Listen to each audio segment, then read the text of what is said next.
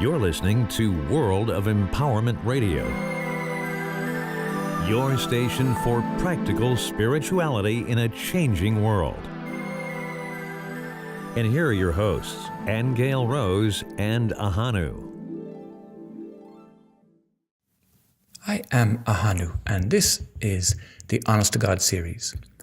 Over the last few weeks, we discussed the planes of existence before life, the planes of existence that we create during life, and the planes of existence after death. And you may remember that we likened it to being in a movie or in a dreamscape, if you like. And this metaphor was necessary for us to get our heads around looking at our lives from a different perspective. And it helps us to understand what's really going on. So let's entertain this thought for a moment, or as they say in the movies, let's be entertained.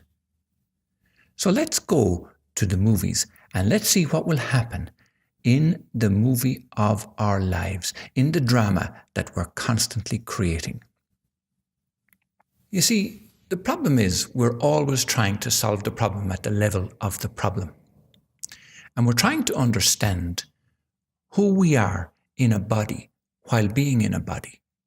It's only when we step back and step outside of that body that we can look back at it and understand it better.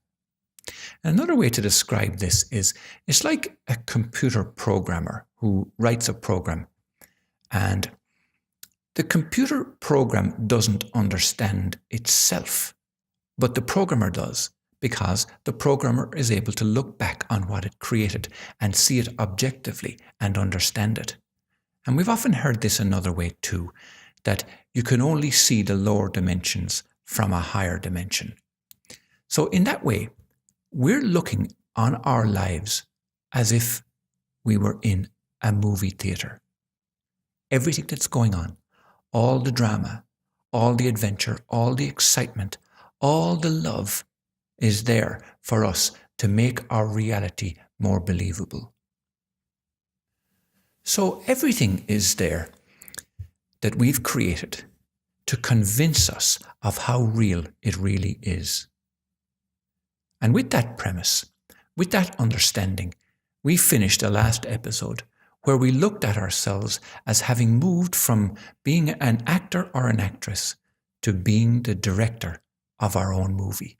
And that was a huge step forward in our understanding. It was a huge step forward in our ability to be able to see what's really going on. And from the vantage point of the director now, as opposed to the actor, we could step outside the theatre of our lives, or we could go back into the studio at any time we like and continue to create the movie. At all times, we direct where people are in our lives. We direct where they go, where they sit, what they say to cause tension and strife or love and union. We direct the lighting, the sound, the technology, and we create the tension and the drama and the atmosphere. That is all done by us as the director.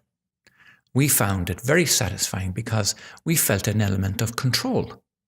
We got a bigger understanding of our lives from stepping outside our mortal existence as actors on a stage and looking at ourselves from a different vantage point. Of course, the outside is relative, but we're limited by language here as we try to expand our awareness in this way. And the very words that I'm using to portray this possibility, we've got to understand that those words contain boundaries. So let's try to be loose about my metaphor, just so that we can open the doors even just a crack, just enough to let a glint of sunlight come in, just enough to shine the lights of the theatre lights down on us, so that we can see into our darkened rooms, so that we can see inside the dark cinema, inside our minds. Now, inside the dark cinema of our minds, we are shining the projector light on ourselves so that we can see what's going on. And in this way, we moved to look and feel what it must be like for a director to say things like, I've earned enough money now from these movies. I can buy the whole studio. I can buy the whole show. All right. So that's where we are now. We now own the studio of our minds. We now own the reality show of our lives. And immediately we notice we've got several movies going on. All of us do. We've an adventure going on in Studio 1. We've a tragedy going on in Studio 2, for example, let's say. And we've a comedy going on in Studio 3. But we step in and out of each one of them to check on what's going on, to give our orders and our dictates as the director. But now, as the owner, we're going to look at something different. Because maybe we've bought 10 studios and we're making different movies in each studio. But remember, we own the whole thing. That's a very liberating thought, because now we can tell the director what to do. We can say to the director, I don't like that outcome. The ending must be more dramatic, more loving, more caring, more explosive. The ending must be a cliffhanger. Or I want to change the location on that one. Or it should be set back in the 1940s instead. Or it should be set in the 1800s. Or I'm running over budget on that drama, folks, so I'm cutting back on costumes. Or you could say, no, I did that before and it didn't work. So now you get the point that I'm trying to make when we look at our lives in this way. And we can say things like, I don't like it, Mr. Director. You will rewrite the entire screenplay of our lives. Or, I want to drop that big name actor and introduce this new actress in his place. I want to give this one a chance. Whatever decisions are being made at that level, these are what are impacting us in our lives right here, right now. But now we own the studio. So we are empowered by being able to make these decisions ourselves, maybe for the first time ever. And not only that, we also know where the stage door is. So we can walk in and out of these different scenes, out of the drama, into the adventure. Or we can simply walk in and out whenever we like. We can check what's going on in Studio 1 or hop over to see what's going on in Studio 2. We can check the progress of this one, decide the future of the other one, all because we now own the studio. It's an immensely more powerful place to be. It's immensely more powerful than being the actor or the actress in the movie who's always buffeted by circumstances, at the mercy of events and under the control of someone else all the time. And all of us have felt like that in our lives at some point or another. So we've come a long way now with this analogy, and we've seen what it's like first to be the actor or the actress, then as a director, and now as the owner.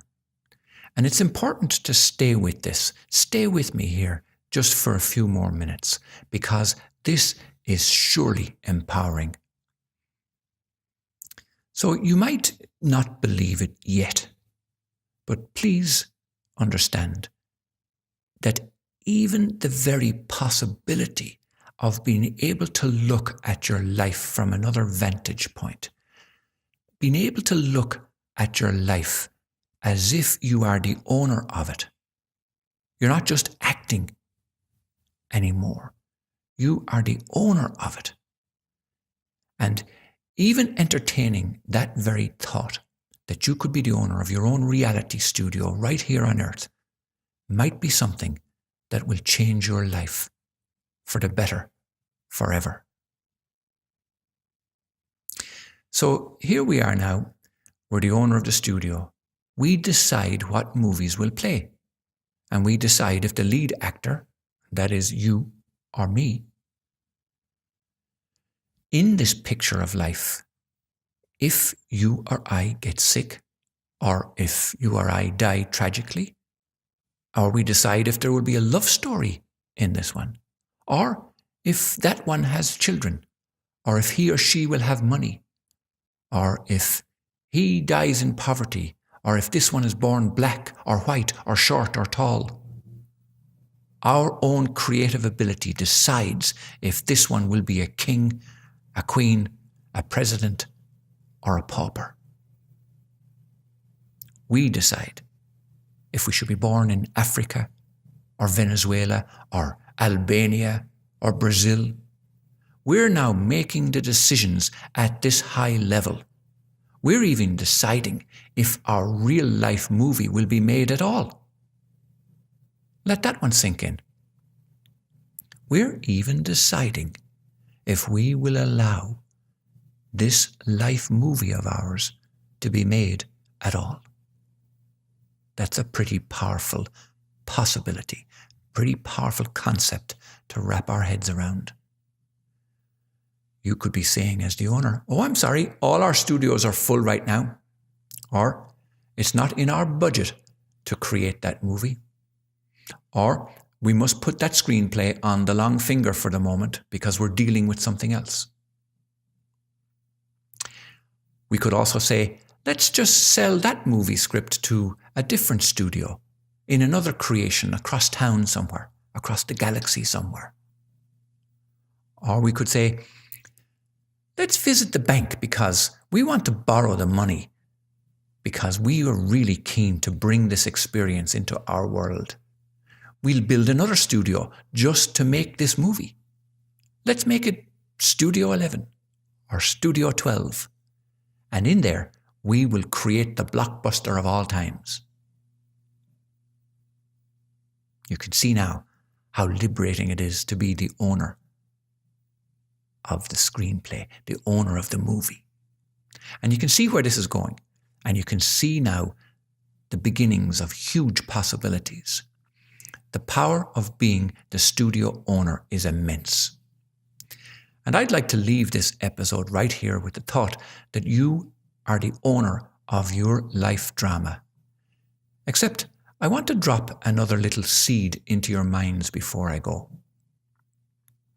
And this is just something that, until the next time we come back, let it sit and let it grow, because who knows where this is going to go.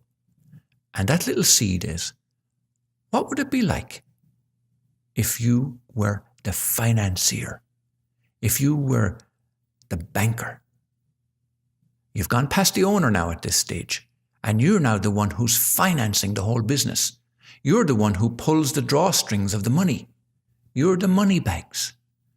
So now you are telling the studio what they can produce. You're telling the director what he can direct. You're telling the owner what he or she can make or what he or she can't make. And you're deciding where you want your money to be spent. You choose the pictures that you want to bank on. You even decide where you want the studios to be located. As I said, you could decide that you want them to be in East Asia, South Africa, Northern Europe. Every major decision is made by you, down to whether you want to save money on gas or you want to switch over from oil to solar power. You decide. You control the money. So now you can see that we're into a whole new plane of existence. We've talked about creating planes of existence after death. Now you can see how we're creating planes of existence during our lifetimes. And you get then how powerful we really are. So when we come back, we will explore what it's like to be the financier of the creation of realities, not just one reality. Until then, it's bye-bye from myself, Ahonu, and from Aingeal Rose. You have been listening to Aingeal Rose and Ahonu.